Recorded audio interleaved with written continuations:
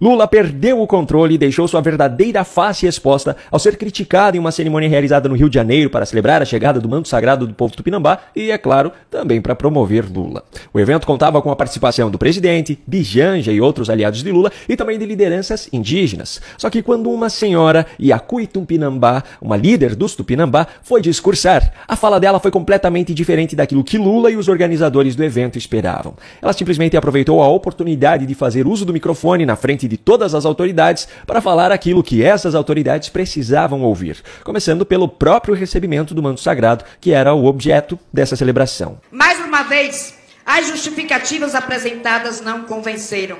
São as seguintes: conservação da peça. Concordamos, porém não nos termos apresentados. Tratativas de acordo com o MNRJ, Museu Nacional do Rio de Janeiro e o Museu da Dinamarca. Não sabemos quais acordos foram feitos. Faltou transparência. Políticos não foram esclarecidos e também não houve transparência. Só que ela também resolveu fazer críticas ao Congresso Nacional, ao Poder Judiciário e ao governo Lula, na frente de Lula. Temos hoje o pior Congresso da história da República. O judiciário egocêntrico e parcial.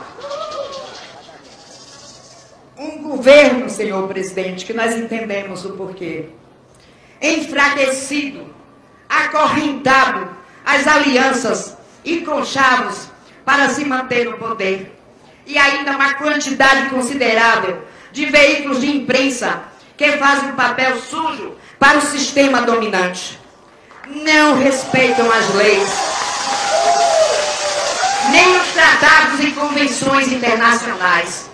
Vivemos uma democracia distorcida. Pois é, eu fiquei até imaginando aqui a reação de Lula ao ouvir isso, mas não precisei imaginar por muito tempo, porque a transmissão ao vivo do evento já mostrou a cara dele e de Janja apenas 10 segundos depois, e as suas expressões praticamente mostravam a espuma raivosa se formando dentro da boca. Primeiro contra a invasão de Portugal, quando milhões dos nossos foram tombados, homens, mulheres e crianças. Nossas mulheres foram... Logo em seguida, mais uma vez a câmera foi parar nos rostos de Lula e Janja. Proibiram a nossa língua e a nossa crença, usurparam o nosso território, nos declararam extintos. E para piorar ainda mais a situação, essa senhora terminou seu discurso fazendo ainda com que Lula se sentisse culpado. E ainda fez com que Lula e Janja a cumprimentassem com um sorriso mais amarelo do que gema de ovo. Estamos juntas, juntos e juntos. Estamos do seu lado. Estamos com a Vossa Excelência Presidente da República, Luiz Inácio Lula da Silva.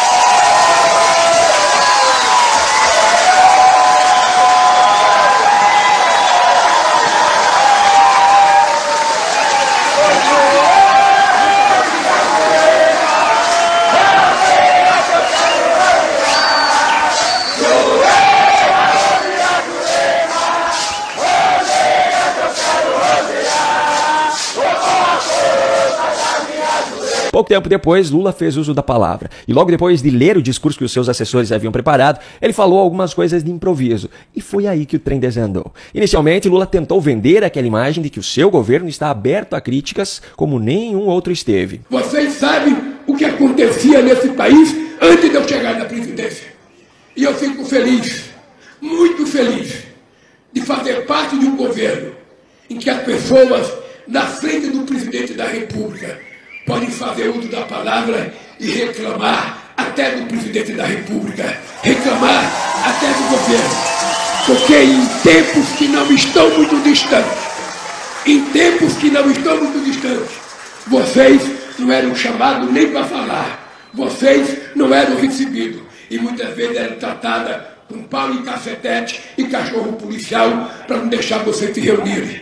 Esse país mudou. Mas bastaram apenas alguns segundos para que essa farsa fosse desmontada pelo próprio Lula, que perdeu o controle e mostrou sua verdadeira face ditatorial. Ele aproveitou que era o último a discursar no evento, portanto não haveria direito de resposta, e direcionou sua fala para a mesma senhora que havia o criticado. O líder do governo, aberto a críticas, simplesmente quis obrigar a pessoa que havia acabado de lhe criticar a mudar o discurso. Eu queria apenas que a companheira que falou aqui mudasse o seu discurso.